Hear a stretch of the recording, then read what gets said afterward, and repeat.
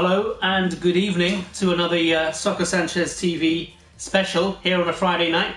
As always, myself, Soccer Sanchez, with Stu Gets Goals. Hello. ¿Cómo estás? Yeah, very good, very good. Excellent. I was in Portugal over the last weekend and back here in the UK, and went to crack on with things and see how things are in the football world. Lovely. Good trip. Did you have a nice holiday? Yeah, well, a little bit of a tan. Well, I don't know, you can debate that a bit, Bit but... of a spray tan, but yeah, okay, not bad. And I understand you saw a manager at the airport. Yes, I did. I was actually stranded in Porto airport for around about 6 hours, and I saw Carlos Carvajal, the Sheffield Wednesday manager there.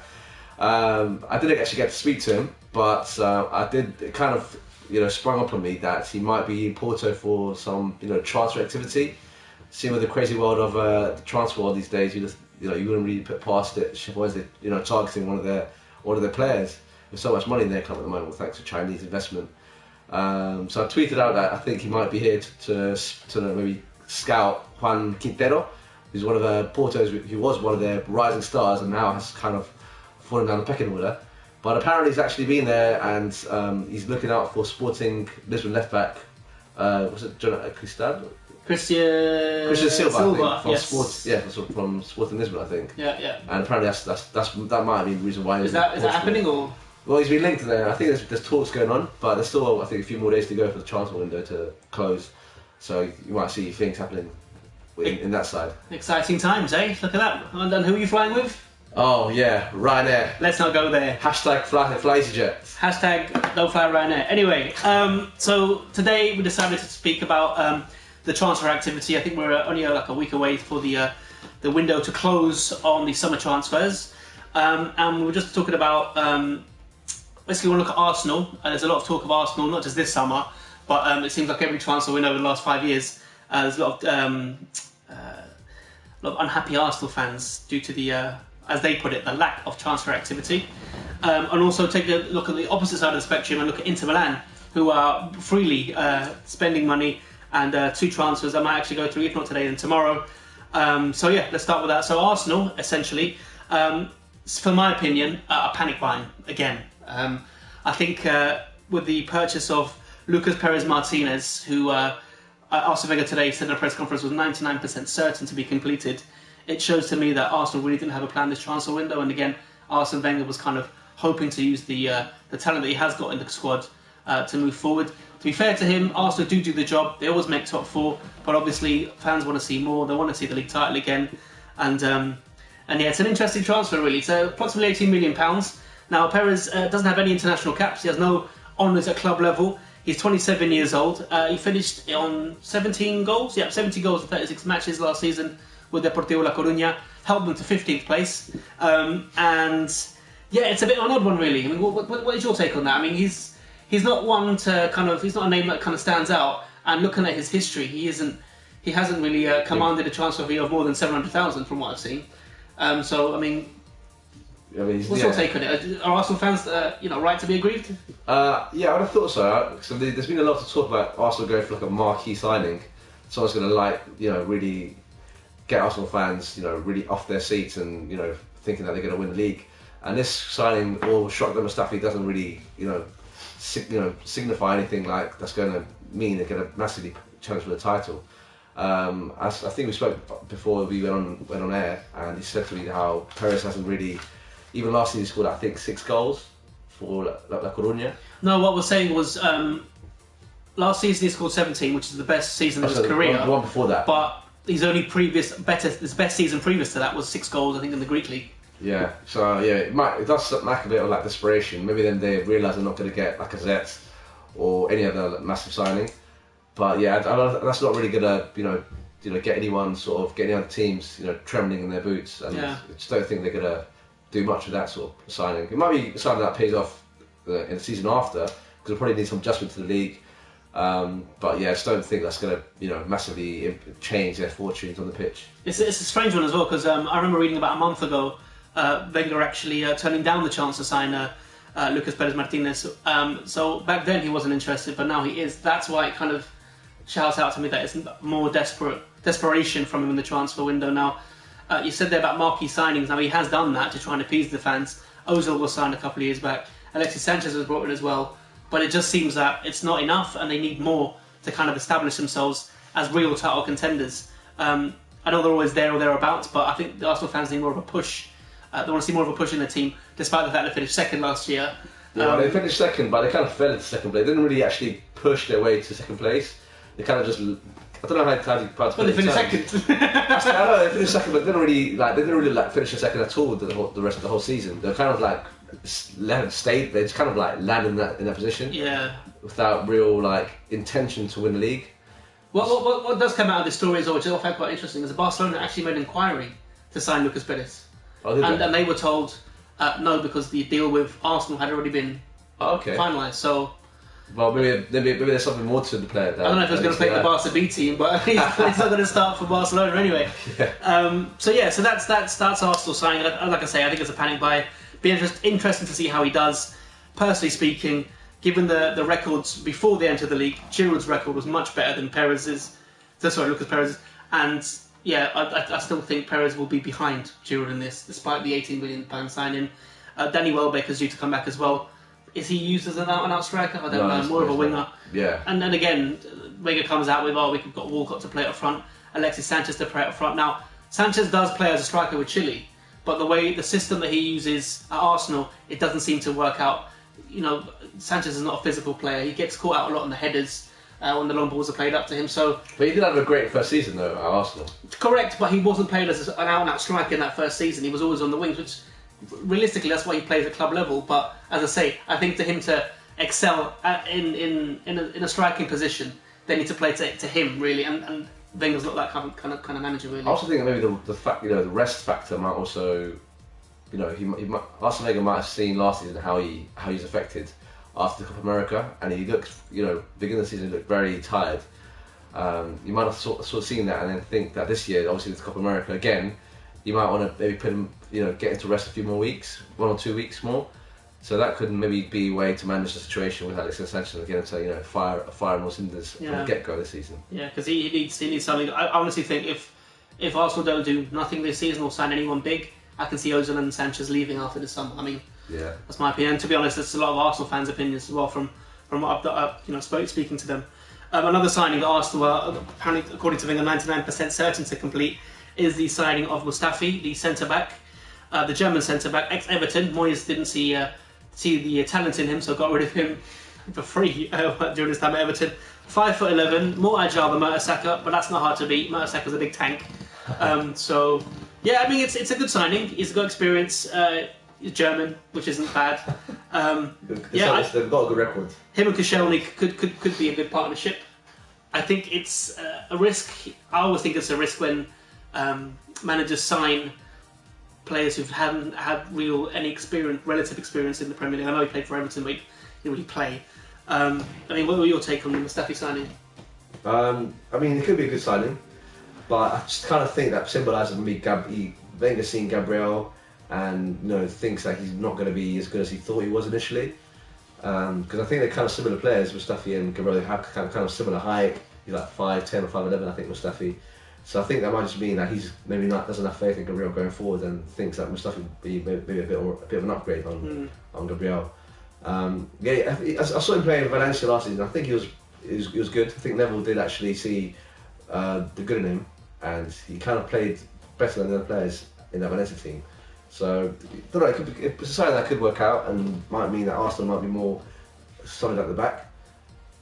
Do you think the Mustafi signing is another sign of desperation, or someone that really wants it? Yeah, I think that bearing in mind it's taken the league a month to sign him. I don't think that was a desperation. So I think the Perez one that's smack of more desperation, but the Mustafi one has been more talked about for the last couple of months. Yeah. Ever since the last season ended. So I think that could be one that pays off, and that could be one that Wenger's really been trying to go for the whole time. Well, it'll be interesting to see how he gets on. As I say, lack of Premiership experience can affect performance, especially in the first couple of months in the Premier League. You might want to embed him, slowly but surely. Yeah, I mean, like Gabriel, for example, he hasn't really excelled, and people were expecting a lot from him. Yeah. But he hasn't really shown much of the promise as fans were expecting. But yeah, I mean, I think Arsenal will need a lot more quality than that. I could be wrong. Wenger's used to be renowned for buying good players that we never heard of before. We'll see what happens. But yeah, being Arsenal fans, let us know what you think. Leave a comment. Are these two signings the type of players you want to see? And if not, who do you want to sign? Who is out there to kind of appease your appetite for transfers? We'll move on then, and kind of like the opposite side to the spectrum here.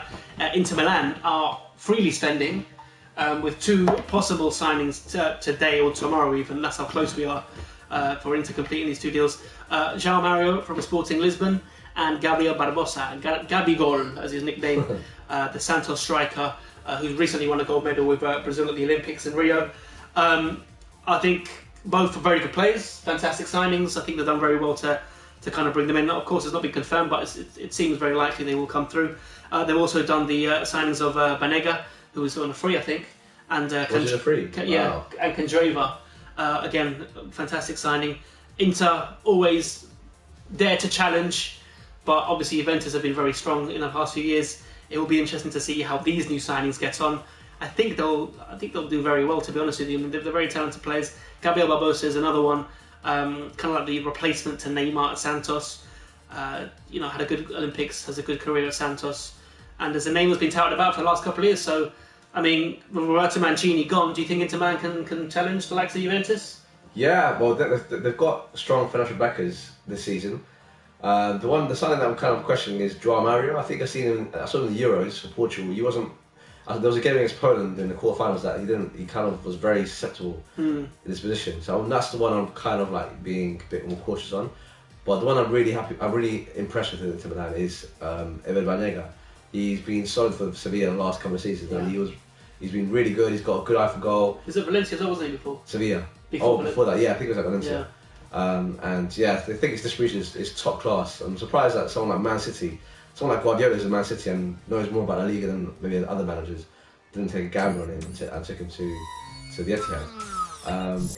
But yeah, I think that's a massive statement of intent with the amount of money they spent this season, this transfer window, and I can see Inter Milan finally getting to the Champions League again.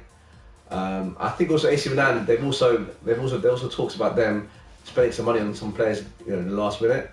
I think keeping Bacca in their team is also a massive statement of intent for this season. More being the fact that Bacca wants to stay at Milan. He maybe thinks that going to West Ham might be maybe him not being the focal player in the team. But he knows at Milan he's a big player in a smallish kind of team. Yeah. But still, I think that bodes well for AC Milan's season, and I can see that them and Inter Milan both challenging for those top 4 spots. I mean, I agree with you. It's a good thing that presumably Bacca's going to stay. He scored a hat trick. Yeah, he did. The weekend. Perfect hat trick as well. Was it perfect? Right foot, left foot, and header. Fantastic. So he really, and he even said himself in an interview last week before the season started in Italy, a couple of weeks ago, saying that he really wanted to make his name in Milan and kind of stay there and help them climb up the league and bring them back to their old days. I mean, they'll need a lot more than just Bacca, but it's a good start. Put it that way. Having a goal scorer there is always a helpful thing. Balotelli, so good thing we got rid of him. But yeah, it's going back on the Inter thing. I'm very excited to see what Gabriel Barbosa can do. I've seen him play quite a lot actually for Santos. I had a good Olympics as well, so I'm excited to see him play. But it's funny you mentioned Bacca because we move on. West Ham continuing their search for a striker. They haven't got enough already. And apparently in the news today, Zaza is close to completing a transfer to West Ham. I believe around the 25 million mark. Yeah, he's actually in London. He was in London now. He's having a medical. I saw him play last season a few games. One for against Napoli when he came off the bench, and one where he started from the get-go. He was impressive coming off the bench, but when he started the game, I think it was a game against I think it was Torino. No, sorry, against Torino. He was very poor. So I've seen both good and bad side of him. So I don't know what kind of side we'll see of Zaza at West Ham. He's a typically very physical player. I think he'll suit the Premier League. Yeah, he's a big player. He's strong. It might be good for West Ham. Yeah, they're known for their physical players like Carroll. It didn't quite work out for him, did it? At Juventus. I mean, he had a fantastic career at Sassuolo, which was where Juventus got him from.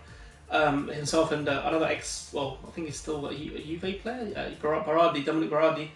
But yeah, I mean, Salazar didn't work out. So Juventus, if West Ham pick him up, is it too much what they're paying for him?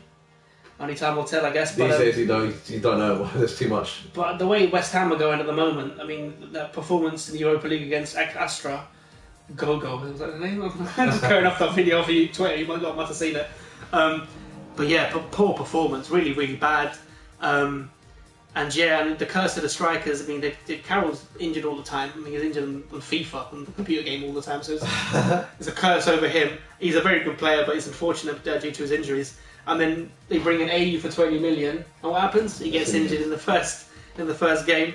Kajeri played in the Europa League, and he played, I think, half an hour in the Premier League as well. He's a player that you're really impressed with, I think. I'm very impressed with him, but I think you need to understand he's 22 years old, he's Argentinian, he's in a new league, a new culture. He does need some time to settle. Just look at Lamela.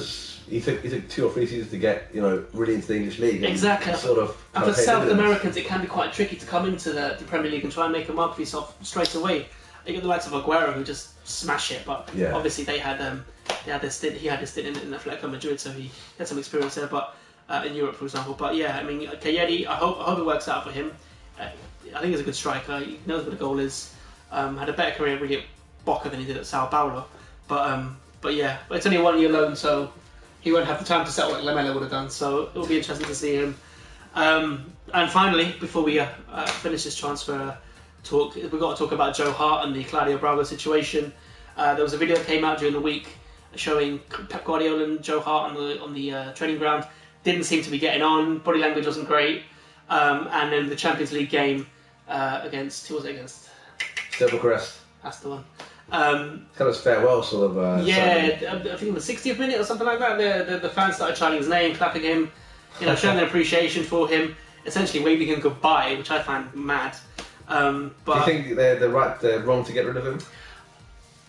I don't know. I mean, Guardiola's always going to have his own thing, and he likes agile goalkeepers, and I don't mean in the sense of keeping goal, but also being able to run out, ball skills, things like that, distribution. And Joe Hart's been called out a lot for his distribution. Ironically enough, he got 100% passing statistic in that last game. So yeah, that's what happens, really, isn't it? But coming into Man City will be Claudio Bravo. It looks like Caballero will be second choice, Hart third. But yeah, Claudio Bravo in the Premier League. What do you think? Yeah, I think he's a quality keeper. At Barcelona, he's been exceptional. I know they've got a great team, but he's had to be called up. He's had to actually do a few things when it's required. And whenever he's been called to action, he's been tremendous and made some quality saves. Yeah, he is. Even for Chile in the World Cup qualifiers, he's really, really good. So yeah, I think it's a great signing. Great signing. Yeah, it'd be good for them. It'd be interesting to see if he does do the old Neuer thing and come out superkeeper. I don't remember him doing it too much in Barca, but then again, he's playing for Barca. Have a cup of tea and go. So yeah, I mean, in terms of Joe Hart, I mean, Sam Allardyce has already come out and said he's going to pick him for the next England team. Fair enough. I mean, there's not a lot of choice really, apart from Butland. I think he's got Fraser Forster. Above Hart? I think he might. Yeah, I would probably put Forster in front of Hart. Okay. I think he was at fault for some of the goals in the Euros. Yeah. So I think. And at Man City last season, he did let a few slip, but yeah, I mean, so. I'll give someone like Forster a chance in the setup. In your opinion, where should he go, or where will he go? Who needs him? Now, I think Liverpool are the one team that need a goalkeeper in terms of Champions League teams or big top 6 teams, let's say. Well, Everton, I know they've got Stekelenburg, but I was going to say Everton, but Koeman came out this morning saying that he's not interested in Joe Hart. Okay, so where do you think? Europe? Yeah, why not Europe? But I think in the Premier League right now, Liverpool are probably crying out for a keeper. I know they got Mignolet. And the new signing. He's injured. He's injured, yeah. So I think probably Liverpool's an obvious choice right now. But I think in Spain, I think there was talk of Valencia maybe trying to go for him on loan. So I don't know. It could work out. But I mean, English players going abroad is not such a great records of players going abroad and making a success of it. Only the likes of Gaza, Platt. You do have a few, but that's the thing. It's because there's so few that we think they're not doing. Like Ian Rush, he had a crap time in Italy. As an example, Lineker had a good time at Barcelona. Michael Owen, despite not playing every game, had a very good minutes to goal ratio. McManaman won the Champions League with Real Madrid. Beckham won the Champions League. Did he win it? No, he didn't win the Champions League with Real Madrid. He won the league, I think, under Capello. So it can work, but you're right. I think because they don't take that risk, we don't really. We're not confident. that's a whole other debate as to why English players don't go abroad and try their luck somewhere else. Yeah, yeah. Maybe the wages is one thing because they're not going to get paid something like what they get paid here. True. But then I think the quality of life abroad would be much better. Like someone like Spain, you've got so much to do, such great weather. But that's a whole other debate to have as to why that doesn't happen. Yeah, so let us know in the comments. Joe Hart, should he stay at Man City and fight for his place? Has he got a chance? Claudio Bravo, you Man City fans, are excited by that signing? Do you think he really would make an improvement to the team, and how will that affect the way Pep Guardiola manages the defence? Let us know. West Ham fans, what's going on with your strikers, mate? Tell us. Anyway, that's Soccer Sanchez for special edition on a Friday night. We should be back with you on Saturday next week, if we don't do one this weekend. I hope you have a good bank holiday. Leave a comment, subscribe, share the video, and it's been emotional. Thank you for watching. Yeah, au revoir. See you later.